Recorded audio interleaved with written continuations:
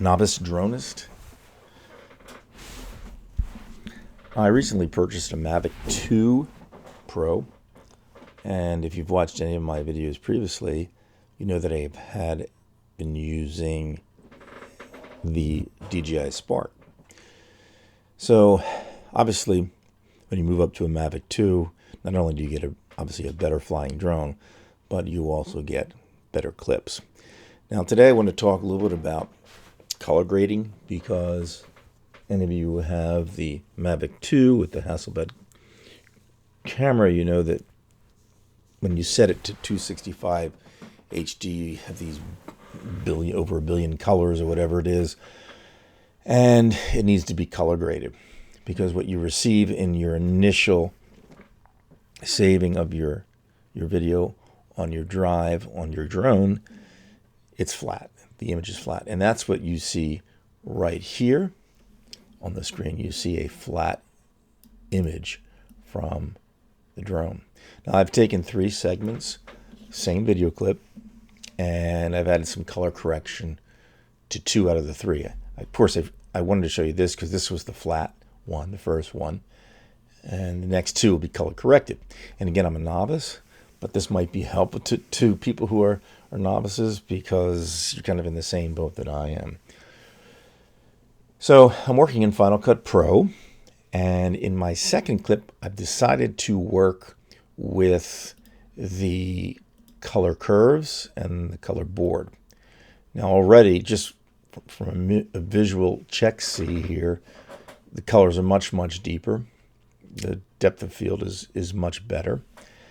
And I wanted to show you basically what I've been working with. If you look at the color board here up on the right hand corner here, I haven't done much with the color board. I've dealt a little bit with the exposure, saturation, barely touched it. In the color, I've done nothing. But where I really did something was with the color curves. And I've taken the Luma key, Luma curve here, and in the reds, and I've adjusted them. Now, I'm colorblind. I mean, I can see colors, but not very well. So I have a deficiency. So if these don't look right to you, I'm sorry.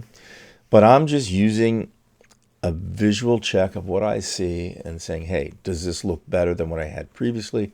And then I use it. So I've created some checkpoints here, boop, boop, and in between, I've developed a curve here, okay?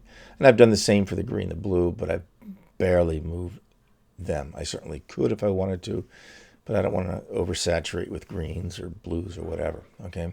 So in any case, this was the setting here for color curves, and I didn't do much, but there's a great difference between these two. Here's the flat, and of course here is the color correction. So just working in there, you know, you get a great difference in what you see there. Much richer, much more defined. And then finally, I wanted to show you my program from MotionVFX, and it's called MFilmLook. I purchased this about, I don't know, 8 months ago or something like that, maybe a year ago. I don't remember, you'll have to forgive me. But what's nice about this is that it has all of these presets with LUTs, and then they allow you to work within the levels of what you have. So, for example, I chose really just the default preset. There are at least, what, I don't know, 40 presets here, and within them there are differentiations. So here we have, just for example, the levels, and I can work with that. Contrast, black, gamma. Again, I'm just playing with these knobs. This is, you know, anybody who's a musician would know, you go to an amplifier, you just kind of mess around until it sounds right. Well, in this case, for me, the best thing for me is just to eyeball it and say, hey, does this look good? And it's really just basically intuitive. and working with color temperatures. I'm sure if you put 100 people who fly drones down to do color correction, they'd be a lot different than mine and probably a lot better.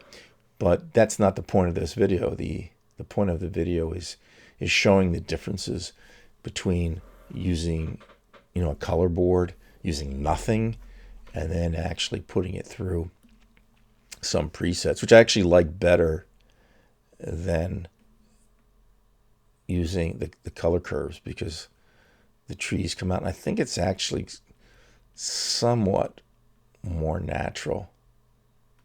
There's not much of a distinction here between the two. All right, so what I did was I rendered these already, and I think what I'll do is I will show you them, if I can find them on my desktop, and we'll run the larger clip here. So here we go. Again, this is the flat. This is 4K. And when you're watching this, I don't think it's in 4K because it's on YouTube.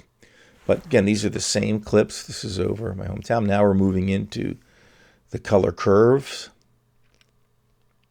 That's not bad in itself.